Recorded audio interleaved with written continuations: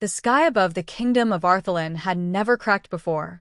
But tonight, as the earth rumbled beneath the palace foundations, lightning forked through the purple clouds like jagged claws. Bells clanged across the city, guards shouted, nobles fled in panic, and somewhere deep inside the collapsing palace, a human ran against the flow of terrified bodies. His name was Elias Rohn, a soldier from a distant world who had arrived in Arthelyn 3 years ago after a ship malfunction hurled him through a wormhole and crashed him on this magical planet. Since then, he had served in the Queen's royal guard. Loyal not because he was ordered to be, but because she was the first ruler in any world who treated him like something more than a weapon. And now the Queen needed him. 1. The fall begins. Run! A captain yelled as the west wing cracked open behind them. Marble pillars toppled, smashing into the floor like thunder. Workers, maids, nobles, all sprinted toward the grand doors. But Elias didn't move with them. He froze, chest heaving as he stared back at the dark hallway behind him. Where was she? Where was Queen Liriana Vera, the ruler of Arthelyn? Wise, radiant, unbearably kind, and the only person who ever asked him how he felt instead of what he could fight. Elias, a guard grabbed his arm. The Queen has already been evacuated.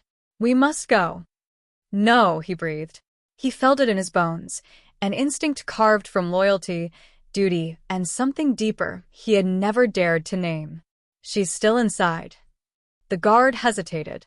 You can't know that. I do. A stone beam crashed down just inches away. The guard stumbled back. Then you'll die with her, he shouted, fleeing with the others. But Elias didn't follow. He inhaled the dust-filled air, tightened his gauntlets, and sprinted straight into the crumbling palace.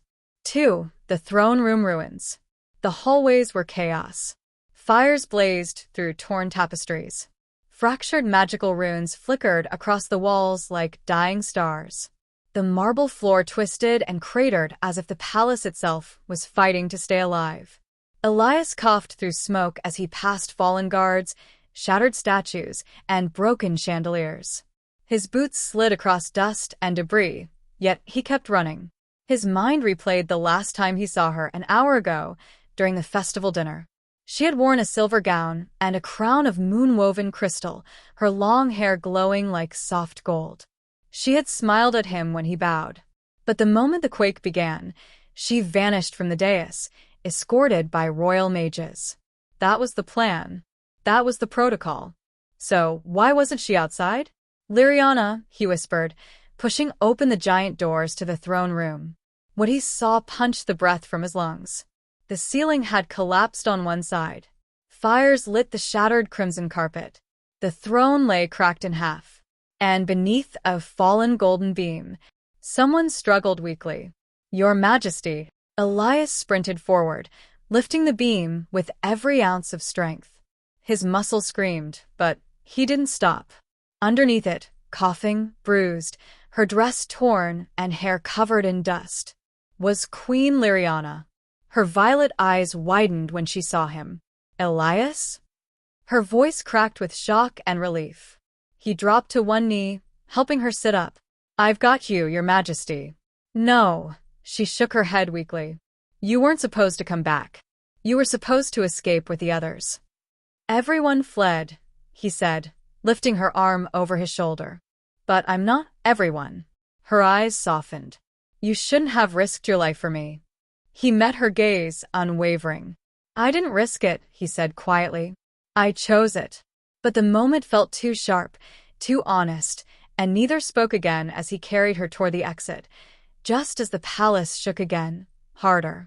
Cracks split through the remaining pillars. We're out of time, Elias muttered. But Liriana wasn't looking at the cracks. She was looking at him. You came back, she whispered in wonder, as if she still couldn't believe it. He didn't answer. He only tightened his hold. 3.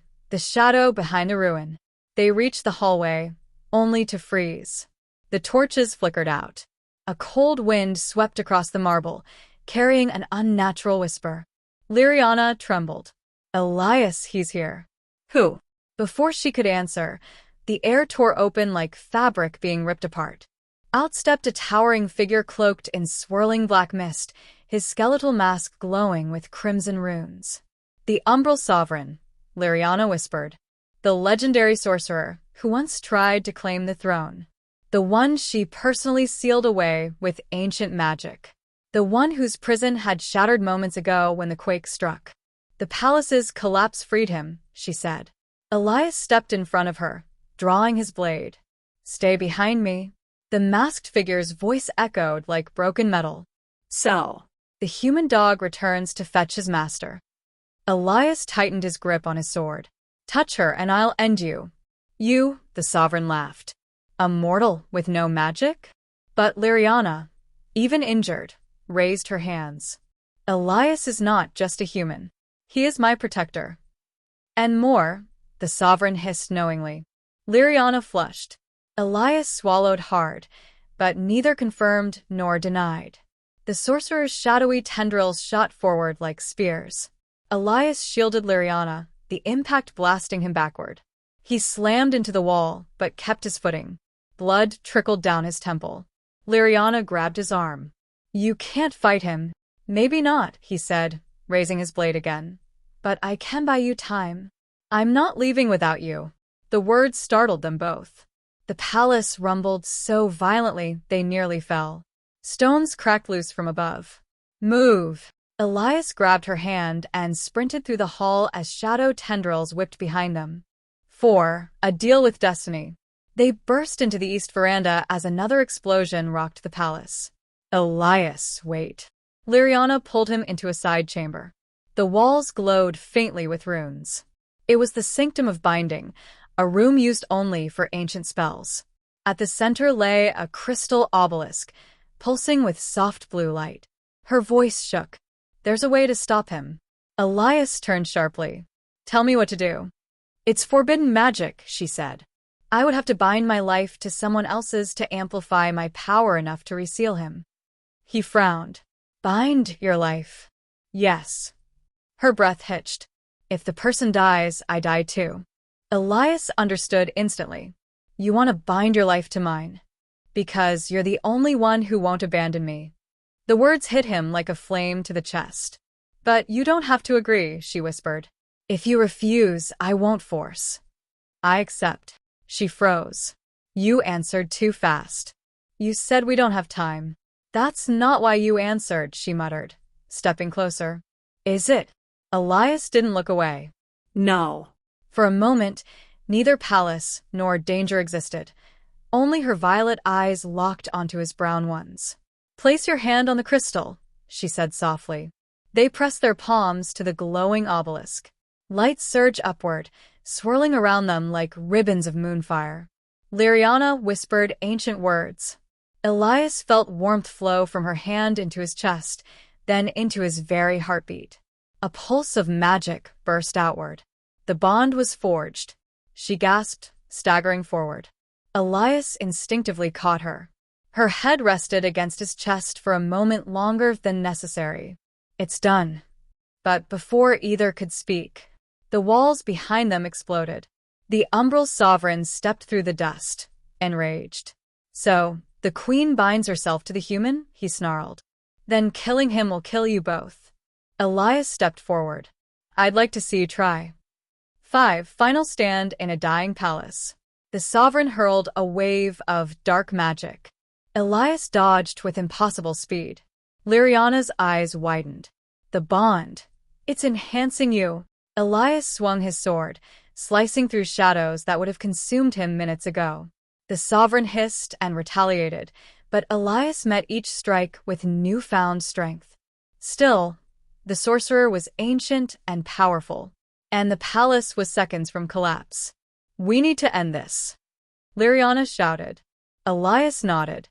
"Tell me how." Her hands glowed with blue fire. "Hold him for 5 seconds. I'll seal him again." "That's a long time for a monster like him." "I know." Her voice softened. "I trust you." He charged. The sovereign launched blade-shaped shadows. Elias deflected the first, rolled onto the second, but the third ripped across his ribs. Pain tore through him, but he stayed upright. because he felt Liriana's heartbeat echoing faintly inside his chest. And he refused to let that heartbeat stop. He reached the sorcerer, grappling him with raw force. Shadows bit into him like ice, burning his skin. He gritted his teeth, using every ounce of strength to pin the monster. 1. Liriana yelled, magic swirling around her. 2. The sovereign thrashed violently. Elias's vision blurred. Blood dripped onto the floor. 3. The palace shook. The balcony cracked open behind them, revealing a long drop. 4. The sovereign's mask shifted toward Liriana. If I cannot kill the human, he hissed, I will kill you. He tore one arm free and launched a spear of darkness at her. Elias moved before he could think. He shoved the sovereign aside and leaped in front of the spear. It slammed into his chest. He collapsed to his knees. Elias! Liriana screamed. Pain exploded through his lungs, and darkness edged his vision. But he managed to smile weakly. 5. Liriana cried out the final spell. A blast of blue light erupted from her, swallowing the sovereign in a vortex of magic. His shriek echoed as he was sealed once more, vanishing into nothingness. The threat was gone. But so was Elias's strength. He fell backward as the palace began its final collapse. 6. The Queen's Choice. Liriana caught him, pulling him into her lap as debris fell around them. No, no, no, Elias, stay with me, she begged, hands glowing with healing magic that barely slowed his fading pulse. You shouldn't, he whispered. I have to, she cried. Our lives are bound now. He lifted a trembling hand to her cheek. I knew the risk. Why? Her voice cracked. Why would you choose death just to save me? His answer was simple, spoken with the last strength in his lungs. Because I love you. Her breath caught. Tears streamed down her face, falling onto his chest. You foolish, brave, wonderful man. The palace roof creaked above them. Liriana pressed her forehead to his. I bind my life to yours, so you must not die. Her magic flared dangerously bright. Liriana, don't. But she ignored him. She poured her life force into him. His wound closed slowly, painfully, as the palace erupted around them.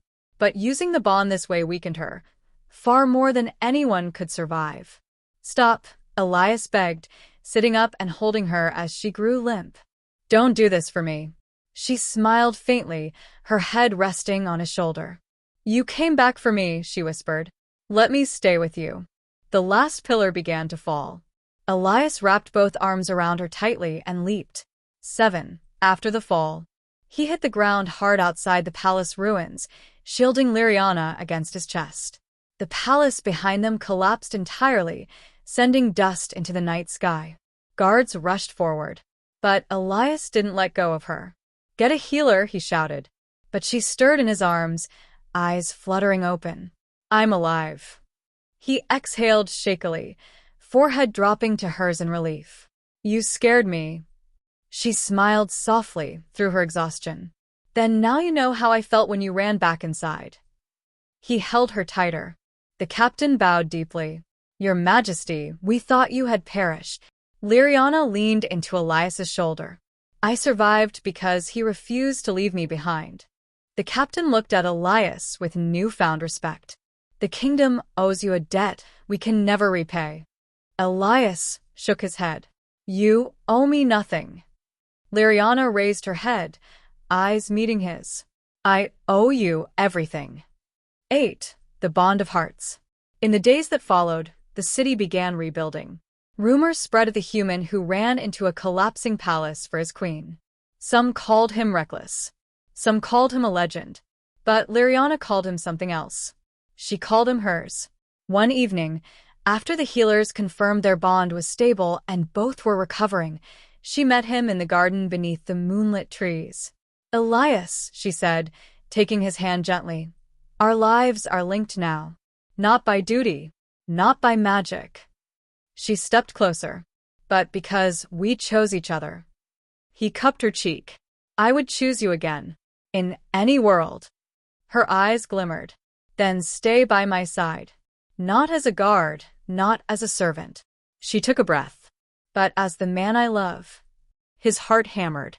And he kissed her, the queen he had risked everything for, the woman who had saved him in return. 9. A kingdom restored. The palace would rise again. The kingdom would heal.